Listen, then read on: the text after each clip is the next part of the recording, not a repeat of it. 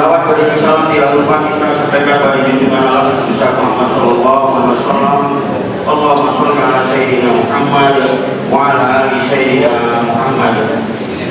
Sebagaimana biasa pada Rabu malam kita mengadakan pengajian, dan pada malam hari ini yang akan mengisi pengajian kita adalah Al-Karam Al-Ustaz Bapak Imam Katri Messi. Pada Bapak kami persilakan dengan segala Bapak.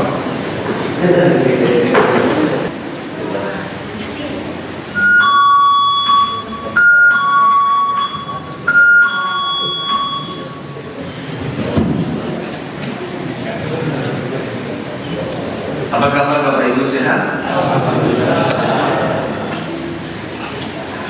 Assalamualaikum warahmatullahi wabarakatuh. Alhamdulillahilladzi wal khaliqul malikul mubin. Asyhadu an la ilaha illallah wahdahu la syarika lahu qawiyul matin. Wa nashhadu anna Muhammadan abduhu wa rasuluhu shadiqul wa'dul amin. Allahumma shalli wa sallim ala alihi wa ashabatihi wa man tabi'ahum bi ihsan ila yaumiddin. Jamaah salat maghrib yang dimuliakan Allah. Saya baru kali pertama di Masjid Al-Mukminin. Ternyata kerimuawan isinya. Masya Allah. Semoga semuanya panjang umur, murah rezeki, berkah, sehat selalu, dihindarkan dari musibah, ujian dan bala fitnah di dunia, dimudahkan lisan kita mengucapkan la ilaha illallah Muhammadur Rasulullah. Dituntun pula anak cucu kita menjadi anak cucu yang soleh solehah. Semoga yang sakit Allah sembuhkan. Semoga yang punya hutang Allah carikan jalan menuntaskan hutangnya. Sudah lunas dan tuntas, jangan berhutang baru. Semoga kawan-kawan yang punya hajat, punya keperluan, punya kepentingan, semoga Allah Subhanahu wa taala bukakan jalan kemudahan untuk itu. Amin. Allahumma amin. Amin ya rabbal. Saya kepada saya diamanahkan judul dahsyatnya fitnah akhir zaman. Sebuah topik pembahasan yang sungguh menggetarkan jiwa kita oleh orang-orang mukmin. Karena yang akan kita bahas adalah sesuatu yang sungguh terkadang di luar prediksi kita. Nampaknya aman-aman dan biasa-biasa saja. Ternyata dalam urusan agama banyak perkara-perkara yang luar biasa kita abaikan. Judul yang maha dasar dan panjang serta besar itu tak mungkin kita tuntaskan satu kali pertemuan. Malam ini insya Allah saya akan nukilkan hadis-hadisnya saja. Oke, tren pembahasan tentang kitab Al-Fitan di akhir zaman. Fitnah akhir zaman. Al-Fitan di akhir zaman. Fitnah akhir zaman. Di Masjid Ma'awana kita bahas kitabnya Ibnu Jauzi. Kita belum juga karena 1 bulan sekali tentu kita bulan. Ibnu Yakin ada kitab yang saya tunggu-tunggu pembahasannya, itu luar biasa, Ar-Ruh Ibnu Qayyim. Kitab Ar-Ruh Ibnu Qayyim juga gantung-gantung kajinya. Malam ini kita buka kaji baru yang sungguh sangat amat dahsyat. Ya. Al-Fitan di akhir zaman. Fitnahnya akhir zaman. Banyak kajian tentang itu saudara yang dimuliakan Allah. Banyak sekali. Banyak pula diterangkum tentangnya. Sahabat yang dimuliakan Allah, pembahasan mengenai fitnah akhir zaman, saya pikir tonton bisa nonton di YouTube. Banyak sekali versinya, macam-macam. Mulai yang menyoroti tentang tanda-tanda kiamat sughra wal kiamatul kubra, tanda-tanda akan terjadinya kiamat, tanda-tanda kecil dan tanda-tanda besar. Kapan kiamatnya? Jangan pernah bermimpi jumpa. Itu kan? Jangan pernah bermimpi jumpa. Berjumpa Dajjal pun jangan pernah berharap. Jangan pernah berharap. Sungguh demi Allah tidak ada satu manusia yang sanggup. Kalau model iman macam kita ini, saya jamin. Apa ya? Mengikuti Dajjal. Bayangkan Bapak dirahmati Allah, tangan kanannya bawa air kehidupan sejuk dingin, tangan kirinya bawa api. Kalau ditawarkan kepada Anda, pasti semua orang ingin air sejuk dingin. Api siapa yang sanggup? Tapi Dajjal dapat menukar api seperti air laksana api. Itu Dajjal betul.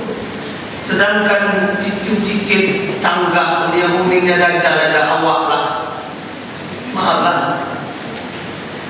Lah berubah kita. Hari ini saya sengaja menghadiri undangan di Buluran, Gedung Serindit. Pak Menteri kita datang, Menteri Agama. Sebagai orang Indonesia yang baik, sebagai pimpinan ormas Islam, pimpinan IKMI Kota Pekanbaru, pimpinan pondok pesantren, forum pondok pesantren, saya datang duduk tuna. Kalau punya kesempatan untuk bertanya jawab. Alhamdulillah sudah dibuka kesempatan. Tidak dapat jawab. Demi Allah saya tidak memusuhinya. Tapi perkara pertama tentang fitnah akhir zaman dalam kitab Al-Fitan akhir zaman adalah aku lebih soleh dibanding Anda. I'm smart. Aku lebih cerdas dibanding Anda. Aku lebih soleh, aku lebih cerdas, aku lebih pintar. Keakuan inilah yang menjadi ciri utama umat-umat akhir zaman.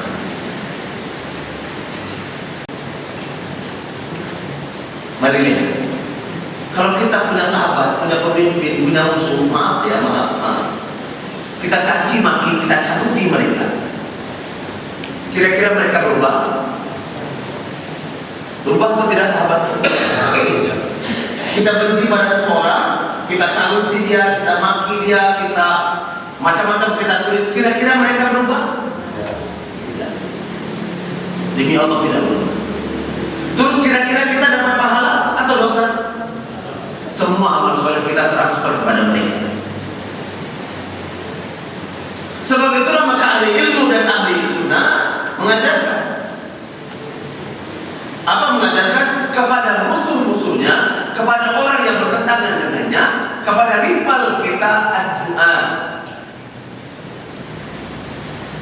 Kalau kita doakan dia salah, keliru, batil, rendah kesian, kita doakan dia, kira-kira kemungkinan berubah ada atau tidak? Pastilah ada. Karena Allah lah yang berhak merubah. Dan salah satu yang menjadi alat ukur orang itu berubah atau tidak adalah doa. Ya, ketika kita caruti, kita maki, kita hamburi dia tidak akan berubah. Tapi ketika kita lantunkan dengan doa, maka kemungkinan dia bisa berubah. Kepada kita yang berdoa dapat pahala. Semua yang kita doakan kepada orang lain menjadi pahala bagi kita. Ini sunnah sahabat. Oleh karena itu bila berjumpa dengan sahabat Anda, kawan Anda, maka mulailah doa. Siapa dulu yang memulai doa untuk sahabatnya, maka dia dulu dapat kebaikan. Apa kabar sahabatku, Bang Limo? Semoga sehat, panjang umur, murah rezeki. Amin, amin, amin katanya. Doa itu bukan untuk dia saja. Allah berikan hal yang sama dan dua pahalanya kepada yang memberi doa. Itu paham. Begitu saudara. Dan dengan cara itu Allah lembutkan hati kita. Dengan cara itu Allah cemerlangkan akal kita, Allah luaskan dada kita, Allah kikis kedengkilan, hasad, dengki, dan kemalasan, kaslan dalam jiwa kita. Sahabatku yang dimuliakan Allah, kalau Anda ahli taubat, malam ahli tahajud, baca Quran, tiba-tiba satu hari Anda mengalami futur itu kita tiba malas, letih badan, tiba-tiba malas nampak. Malas. Kita telah maju.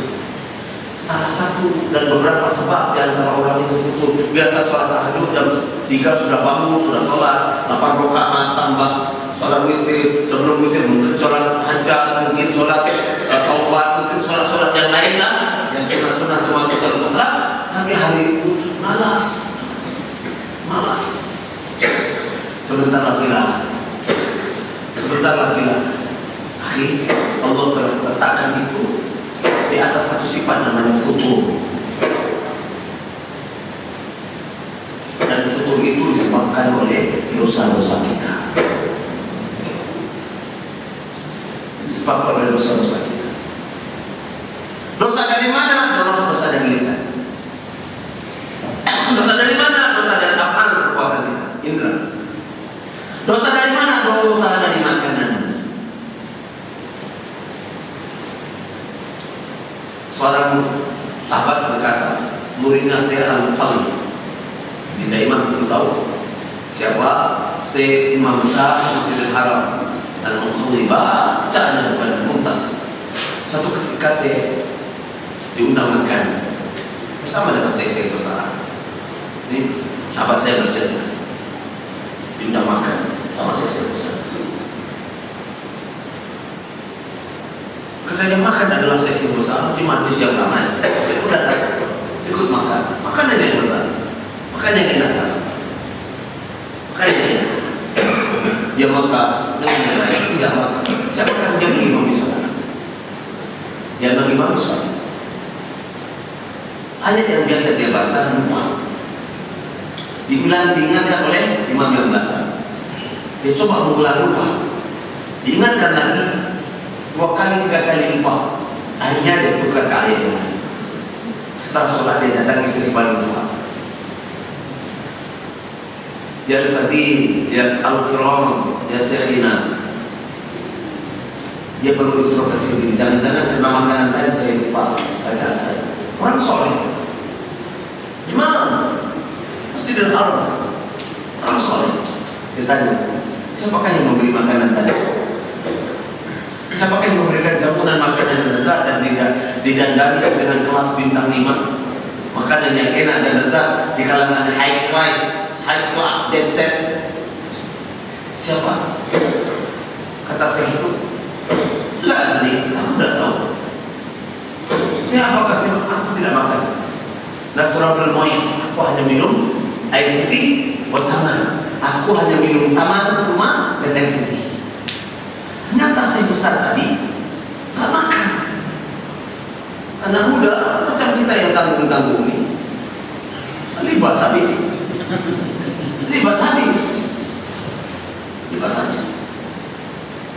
Kemudian dia bilang kepada asisten, cari informasi siapa yang memberikan sedekah.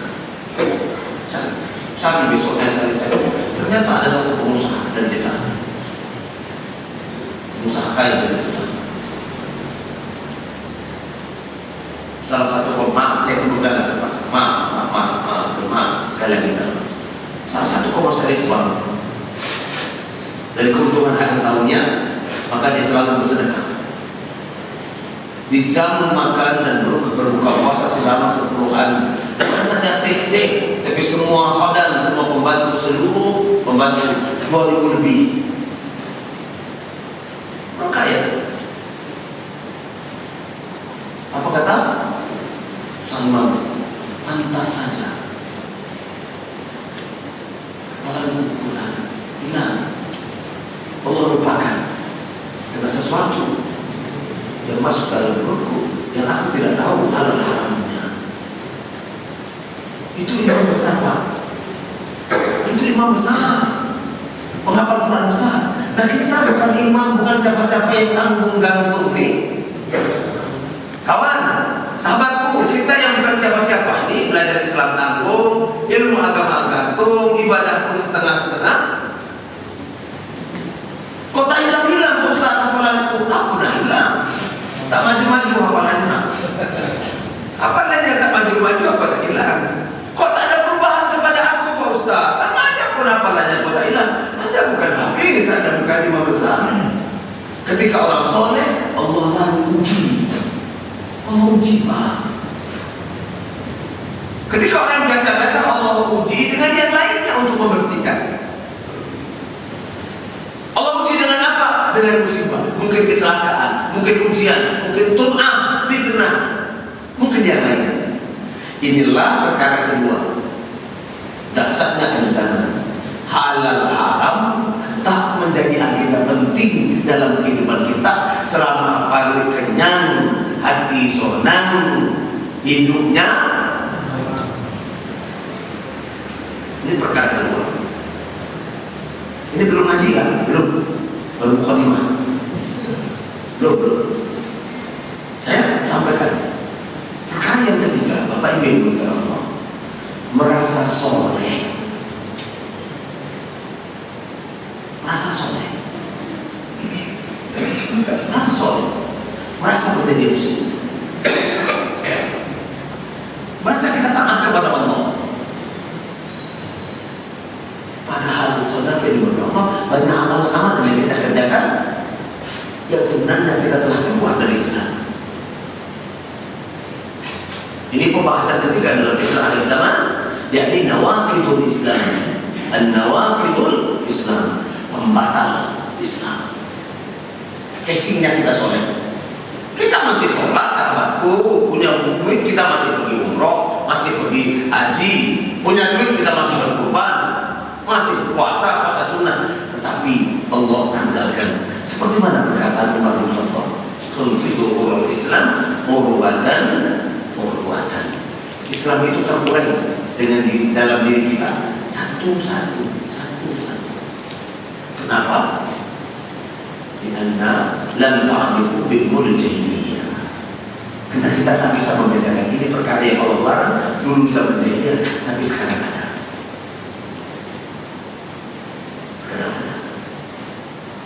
Ini fitnah yang ketiga.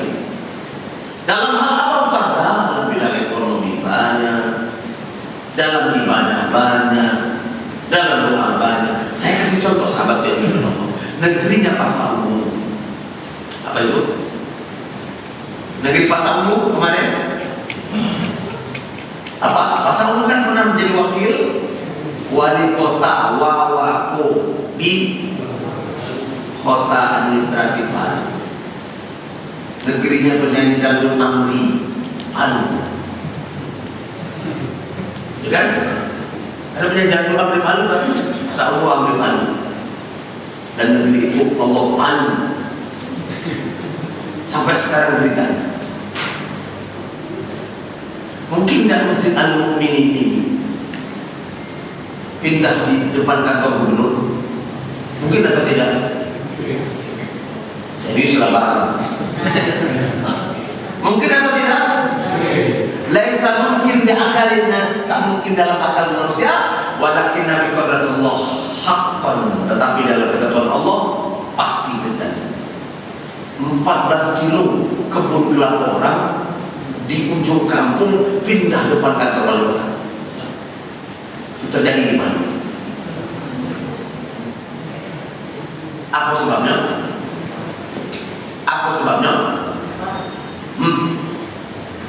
Program sekali lagi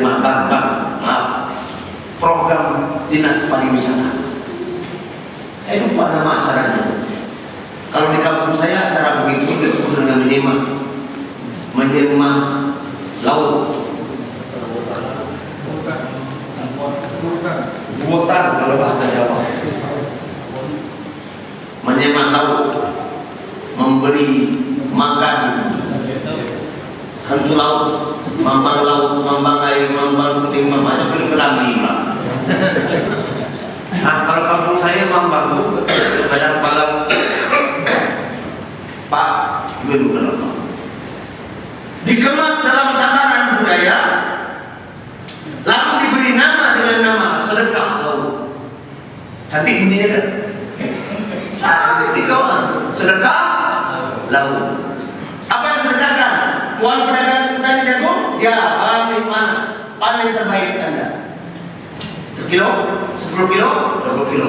Tuan, petani sawit, buah sawit terbaik Anda. Mana? Tuan, aku kedai, aku jual lontong terbaik Anda.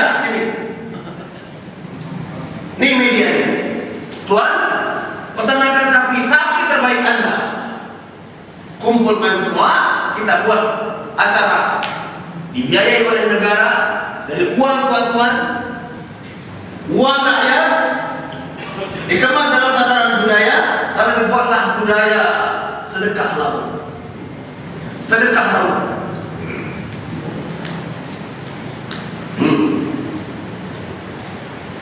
Sudah dinasihati tentang para ulama, Pak Wali Kota, ini bukan acara budaya. Niat kita itu memberi makan hantu laut agar datang kebaikan, agar negeri ini aman, agar negeri ini damai. Menurut kita itu baik. Enggak apa-apa Pak Kiai, enggak apa-apa Pak Ustaz, ya, enggak apa-apa. Ini tak ada hubungannya dengan apa. Wong ini cuma agenda tahunan pariwisata untuk mengundang pelancong.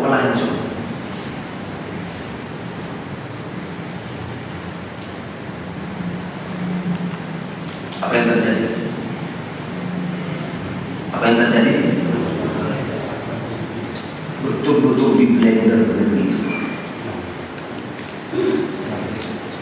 Maka pertanyaan saintifik Islamnya, perhatikan pertanyaan saintifik Islam.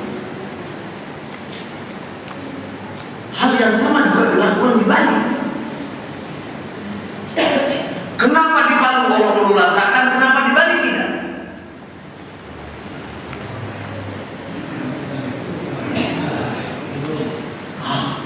Bukan belum Pak. Jawabannya dalam ilmu sunnah dan dalam ilmu tauhid bukan belum. Bukan belum. Kenapa? Karena Bali Muslim, Bali Hindu. Dia jelas di atas kekufurannya dan itu adalah imannya. Allah tidak akan ganggu mereka karena yang mana itu imannya. Tapi bila Anda Muslim melakukan kemusyrikan, melakukan perkara buruk, Allah tuntaskan selesai. Kenapa? Karena Anda tahu mana yang halal dan mana yang haram, mana yang hak dan mana yang musuh. Ini Pak jawaban al-ilmu. Kenapa enggak hancurkan Bali setiap pojok dia sampai bunga tak tumbuh? Bunga tak tumbuh. Daun kelapa kita diambil setahun sekali untuk buat ketupat. Dia tiap minggu, tiap hari buat janur. Tengoklah daun kelapa di Bali. Tengok ke atas tuh. Setinggi apapun habis. Bunga bau nak putih itu. Macam-macam. Sampai juga. Kenapa? Karena mereka Hindu. Mereka Hindu. Cara beribadah mereka demikian. Allah biarkan. Allah biarkan. Tapi bila Anda Muslim, hati-hati. Hati-hati. Nah, yang ketiga, yang keempat, ini penting saudara. Tidak ada satu bangsa di dunia ini, tak ada satu bangsa di dunia ini yang mempromosikan ini dari dulu, sekarang sampai hari kiamat. Satu prinsip yang dipromosikan sejak dulu oleh kaum ini. Apa prinsip itu?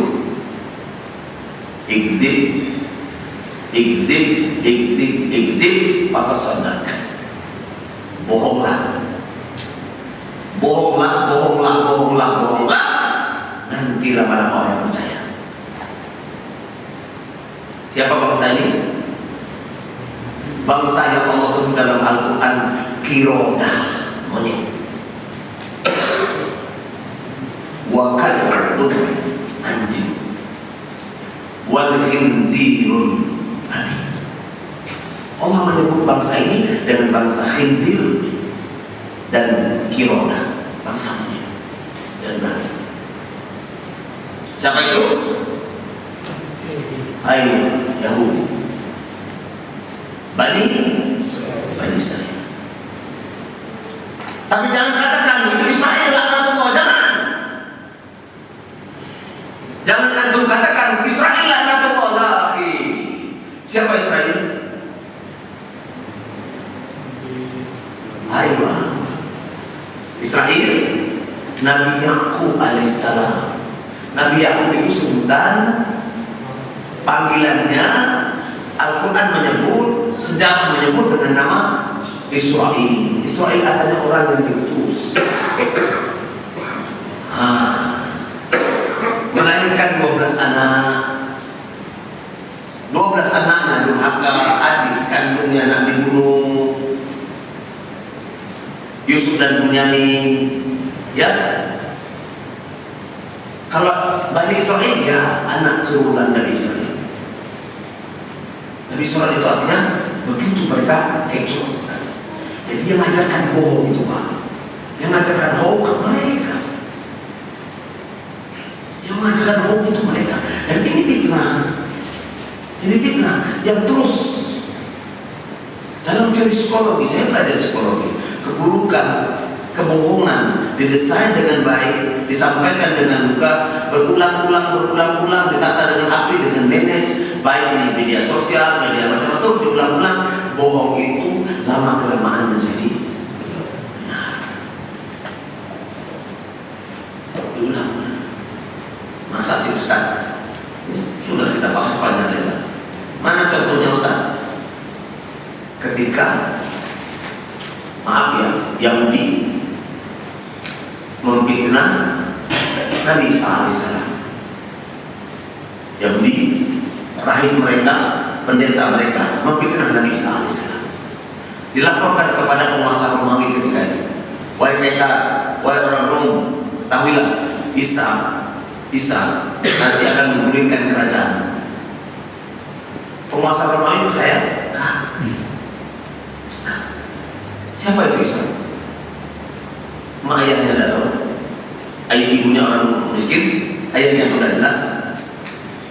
Tidak punya kerajaan, tak rumah pun melarat. Tak punya raja, tak punya kerajaan, rumah melarat, orang miskin. Apa kata raja-raja orang Rom? Tak mungkin. Isa bukan ancaman. Isa ancaman bagi rahim-rahim Yahudi. Kenapa? Ketika umur 9 tahun, pendeta-pendeta Yahudi berkata tentang Taurat. Begini kata Allah, begini kata Taurat, begini kata Taurat, begini kata Musa, begini kata Taurat. Semua perkataan pendeta-pendeta Yahudi dibantah oleh Isa alaihissalam. Salah, bukan begitu perkataan Nabi Isa. Karena perkataan Nabi Musa, Isa kecil 9 tahun hafal Taurat. Salah, dia merasa terancam. Semua rakyat Yahudi berkumpul buat hoax. Akhirnya dipromosikan Musa ancaman, Isa ancaman. Lama-kelamaan termakan isu, maka dikejar-kejarlah Isa. Lari satu tempat, sembunyi ke tempat lain terus. Maka Isa yang sembunyi-sembunyi di tempat itu dikenal dengan Al-Masih, orang yang tidak menentang. Sahabatku yang dimuliakan Allah, Nabi Isa mereka fitnah sedemikian. Jadi memang tak bisa setuntas pembahasan tentang ini fitnah. Ya, dari leadership, dari kepemimpinan telah ada fitnah. Telah ada fitnah yang dahsyat. Jadi berita dusta itu menjadi hal yang lumrah, yang biasa. Yang kelima, saudara yang dimuliakan Allah, mufarriq bainakum. Allah ciptakan kita itu berbeda-beda, dan disinilah menjadi ajang penting. Pak, kita telah dibeda-bedakan, kita telah dikotak-kotakkan. Kapan dimulai? Sejak zaman kolonial. Kita buka sejarah. Dulu, maaf Bapak Ibu, dulu ini fitnah-fitnah yang sama yang insya Allah kita akan bahas satu persatu sesuai dengan dalil. Setelah ini saya akan paparkan beberapa hadis tentangnya. Maaf, dulu orang kalau berangkat haji, maaf ya Pak, dulu orang kalau mau berangkat haji itu berbulan-bulan, bertahun-tahun pakai kapal. Atau saya berangkat haji, begitu berangkat mau menangis, berpamitan orang satu kampung, seakan-akan pergi mati. Karena memang tak ada jaminan baik. Marilah naik kapal aja 6 bulan baru sampai ke Teluk mana, dari Teluk itu jalan kaki. Dari Teluk Bayun tak Teluk mana, misalnya. Nah, dulu dari Padang. masuk dari India. India numpang truk sampai ke Mekah. 6 bulan baru sampai. Sampai di sana dia enggak langsung pulang, belajar dulu, belajar agama, belajar bahasa Arab, belajar kitab. 6-7 bulan baru pulang lagi. Kadang 2 kali haji di sana. Baru dia pulang. Dulu tak ada WhatsApp, tak ada telepon. Jadi kadang pada ini sudahlah, nuri aja lah dari rumah, doakan. 3-4 tahun baru pulang.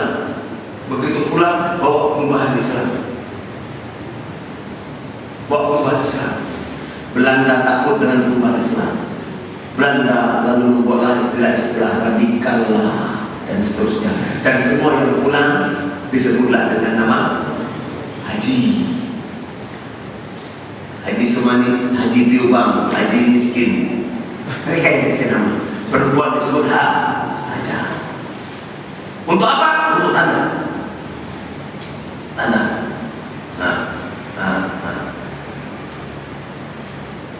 Fitnah haji itu sampai hari ini, Pak, kalau namanya tidak ditulis haji,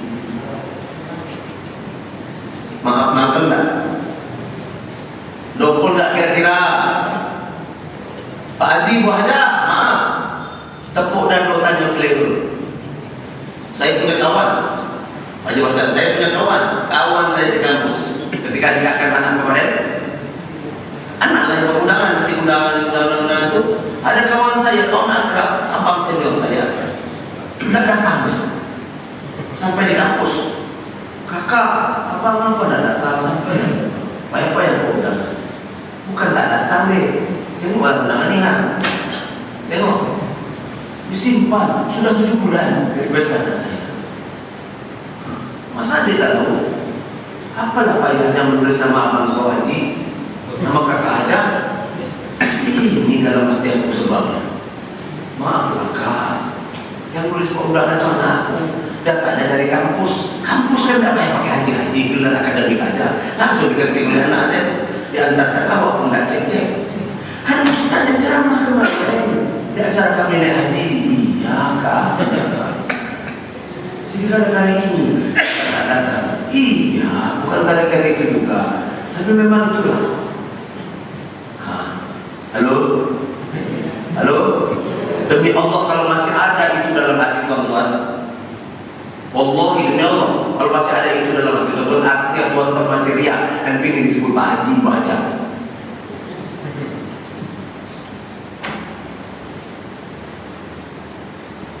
Bisa marah besar gara-gara Pak Haja. Memang ada jaminan kalau tuan-tuan sudah haji haja mau masuk surga? Halo? Maaf ya, kasar kedengarannya, tapi ini menghentakkan kita agar kita paham bahwa ini fitnah zaman akhir. Kalau sempat ditulis haji, orang Arab tuh BTP haji tiap tahun. Pak, orang India, Pakistan, Bangladesh sebenarnya Bangladesh, Afghanistan. Nah, setiap tahun dia naik truk aja, Pak, naik mobil burungnya aja. Orang Afghanistan, orang Pakistan, Bangladesh tuh, Pak. Kalau musim haji kayak ini ya, bulan Rajab nih, sudah berangkat ini, bawa anak bininya, bawa periuk, panci, beras, gandum, dibawa dengan mobilnya bersambung-sambung. Tonton yang pernah transit di Bangladesh, tengok musim-musim Bangladesh itu. Mobil Hilux yang 4,5 itu, mobil 4,5 itu kan udah bergantung, bersambung 2 kali panjang macam Toronto. Betul Pak, 1 keluarga di bawah, belakang itu tempat masak dia, apa dia. Siapa yang melarang? Haji, ini surat haji. Jumpa di perbatasan Dagulah, haji. Tidak akan kau suruh balik, tidak akan balik dia. Biar 3 bulan di situ. Haji. Dapat masa ini dapat dia kamu haji aja. Pening lewat itu. Dibawa anak bini sampai di sana, dia mukim, carilah mukim. Gembel sekitar Masjidil Haram, tapi dia haji. Sempat kalau ditulis haji berapa kali? Tahun 91 saya haji pertama, 94 haji kedua, 96, 97, 98, 2000 sampai 2027, 14 kali. Bulan haji tahun 91, haji 92, satu di sana sekali. Ya, nak nak tunjukkan. Akhi, yang begitu-begitu itu didesain. Nah, dan itu bagian dari kajian talbis iblis. Didesain agar ada bangga, sahabatku. Saudara yang dimuliakan Allah, fitnah akhir zaman seperti petir nyambar-nyambar semua lini kehidupan kita,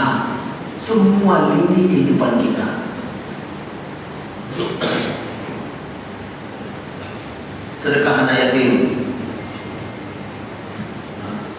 dia dapat proyek Pak. Ya Pak, maaf ya, ini fitnah ketidakpahaman kita dalam urusan agama, tapi dia ingin beribadah. Dia dapat proyek undang anak yatim. Bagi amplop-amplop satu anak yatim, posting di Alhamdulillah, mulai berkah ini telah bersedekah dengan anak yatim. Apa maksudnya? Bisakah korban menjaga ikhlas? Akan bisa. Baik. Ada 7 lagi perkara tentang itu yang dapat meliputi, baru tentang tanda-tanda besar dan tanda-tanda kecil terhadap hari kiamat. Kita belum masuk situ. Kita bahas dulu tanda-tanda yang berhubungan dengan diri manusia dan dalam amal soleh. Ya, tanda-tanda dan diri manusia muslim dan dalam amal soleh. Nabi Sallallahu Alaihi Wasallam mengajar kita dalam hadis-hadis sahih. Saya sempat tuliskan beberapa catatan menarik tentang hadis-hadis akhir zaman, tentang dasarnya fitnah akhir zaman dan lain sebagainya.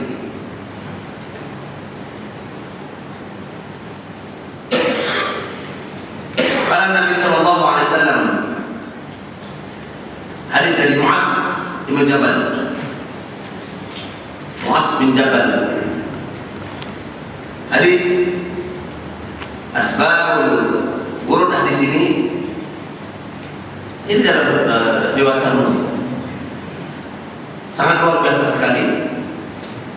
Di antaranya adalah hadis yang lazim. Dan hadis ini saya baru lihat satu-satunya masjid yang menuliskan hadis ini. Masjid Istiqomah Bengkalis. Kalau tuan-tuan masuk ke Masjid Istiqomah Bengkalis, sebelah kiri ada tulisan hadis ini. Ya, Istiqomah Bengkalis. Saya belum jumpa hadis yang lain. Apa kata Nabi SAW? Sayati alam nasi khatnu'atun, akan datang kepada manusia satu zaman, dengan zaman itu sungguh penuh kedustaan, penuh kebohongan. Yusaddiqu bihal kadhib, orang-orang jujur, orang-orang benar dituduh pendusta. Wa yukadzibu bihas salih, pendusta dianggap benar.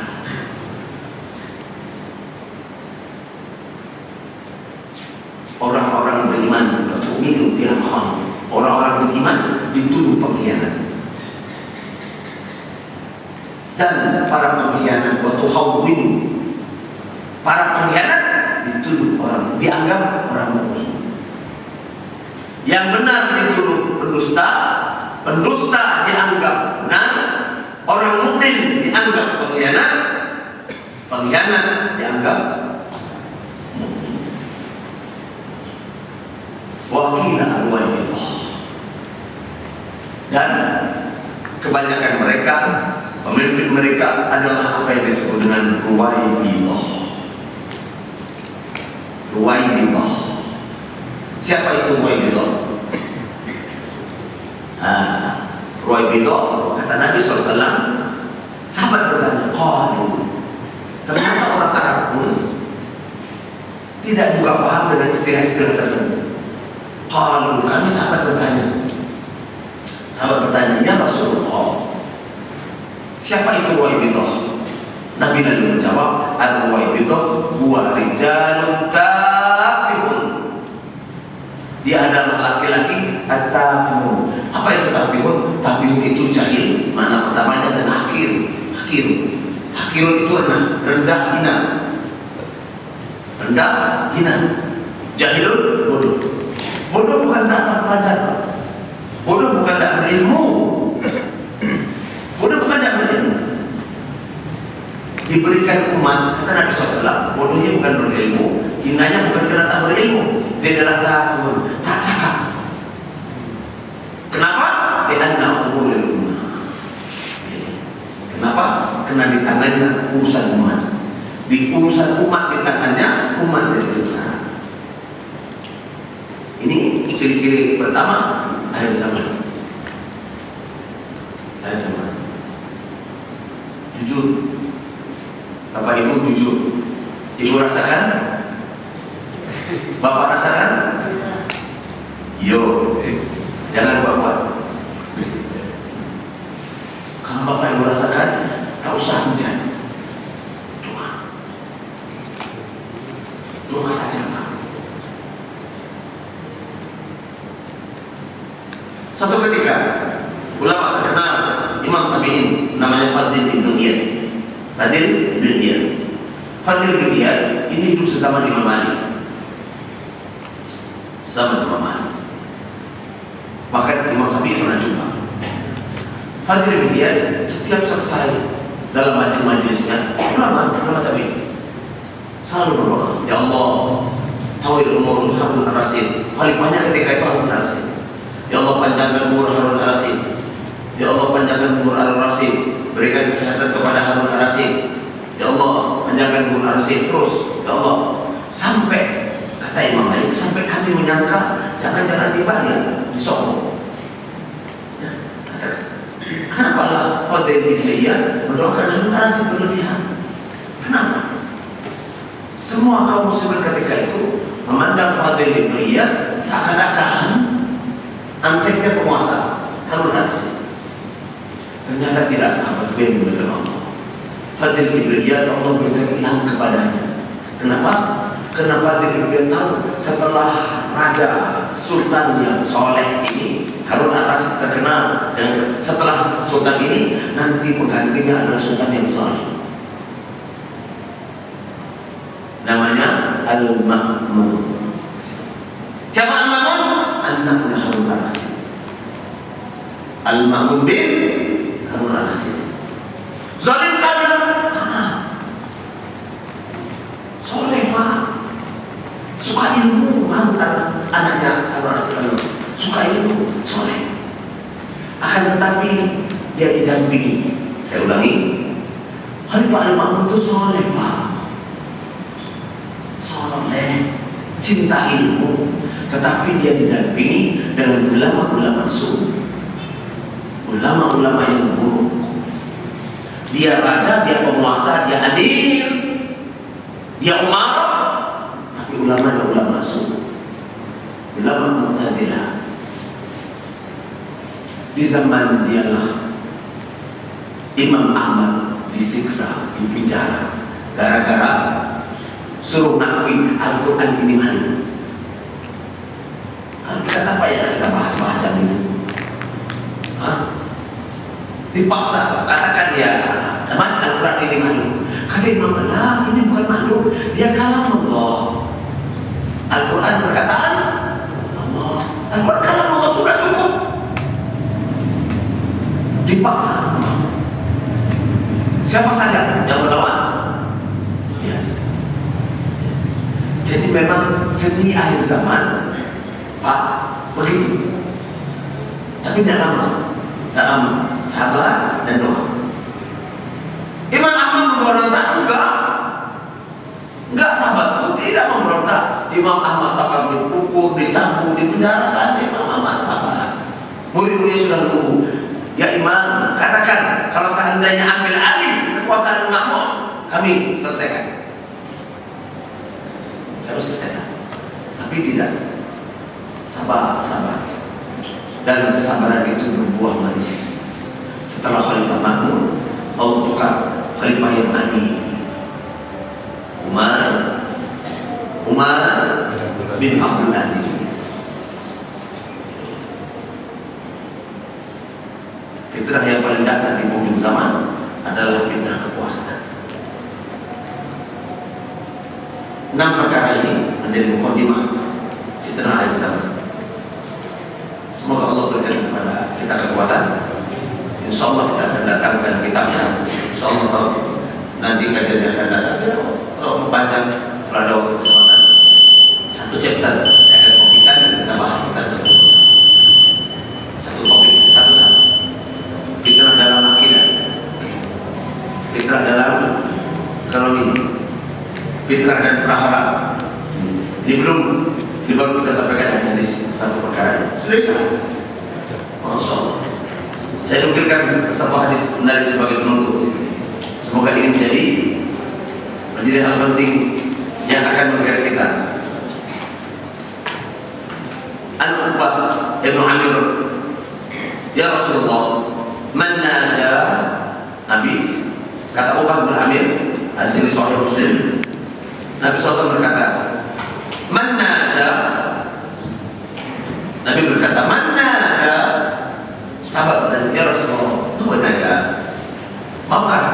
Tahukah kalian apakah sumber keselamatan? Nabi berkata, apakah sumber keselamatan? Tahukah kalian? Sahabat berkata, ya Rasulullah, Allah dan Rasulnya yang tahu sumber keselamatan. Lalu Nabi berkata, hafadhu alal lisanik, hafadhu alaika lisanik. Sumber keselamatan Anda itu pertama, ada tiga. Pertama, hafadhu lisanu alaik, jaga lisanmu. Yang kedua,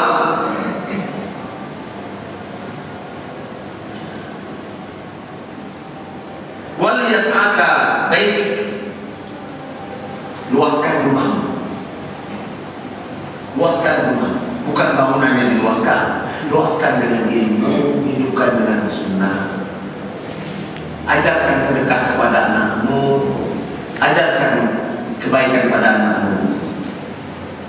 Di antara rumah yang luas, rezeki yang luas, dijauhkan dari musibah dan bala, di rumah itu kita punya program sedekah.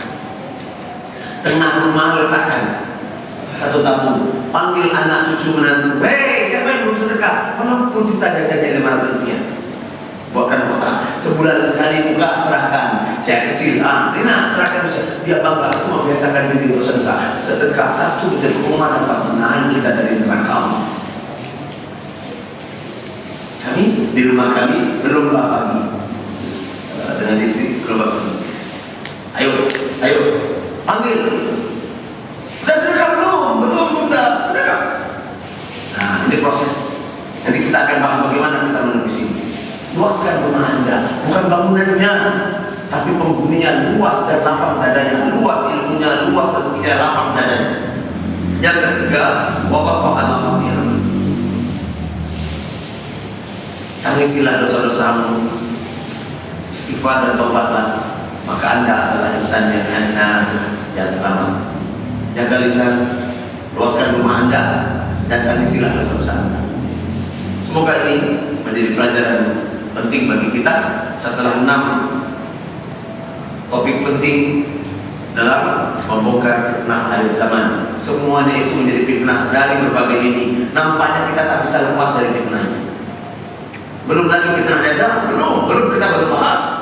Belum bahas kita fitnah ciri-ciri kiamat kecil dan besar, belum masuk. Kita baru bahas fitnah kehidupan kita, meliputi diri kita, rumah tangga kita dan lingkungan kita dan Islam.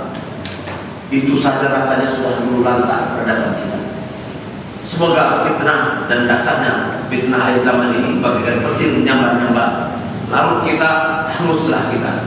Oleh karena itu, mari jaga diri kita dari bencana-bencana seperti ini. Dengan duduk dalam majelis ilmu, insya Allah tuan-tuan dan kita semua pelan-pelan mengikis sifat-sifat buruk dalam jiwa kita, sehingga kita dibagikan menjadi muslim yang Allah ridhoi. Semoga bermanfaat. Mohon maaf yang sedang dalamnya. Subhanakallahumma bihamdik, asyhadu an la ilaha illa anta, astaghfiruka wa atubu ilaik. Allahumma zidna ilman nafi'an wa rizqan katsiran, halalan thayyiban wa amalan mutaqabbalan. Allahumma na'udzubika min syarril bala wal waba wal bahsa wal fitan wal virus wal musibah ya hanan. Allahumma ya latif, Allahumma ya basit, Allah ya masattar astarna, Allah ya mujib nastajib du'ana. Allahumma anzilna rizqan halalan thayyiban katsiran mubarakan. Allahumma rabbana taqabbal du'ana hajatana wa maqsudana ya azizul manan. Dawana salamu alaikum. Alhamdulillahirabbil alamin. Assalamualaikum.